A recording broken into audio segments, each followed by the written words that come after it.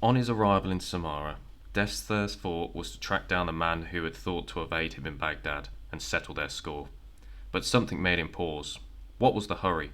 And why the need to hunt for him deliberately? After all, had he not always expected their meeting to take place here? Furthermore, he knew from the man's master that it was to Samarra the servant had fled, so fate had obviously decreed that this was where their paths would cross. Nevertheless, Death was not entirely at ease. What had been worrying him all his days on his own reactions on first seeing the man in the marketplace in Baghdad? Why had he been surprised? And why had he let his surprise show on his face? Even if the servant had misinterpreted the look as threatening, was he losing his touch? He did not think so, but the affair had upset him. He took out a small mirror which he'd always kept about his person and practiced expressions. No, he did not think anyone could easily mistake a look of surprise for one of malevolence. He had pondered thus, and heard a commotion in the narrow alley just off the street where he was walking.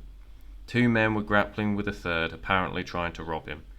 Death saw the blade of a knife glinting in the moonlight. He shouted a warning as he advanced, and the robbers, horrified at the sight of him, ceased their attack and ran off into the night.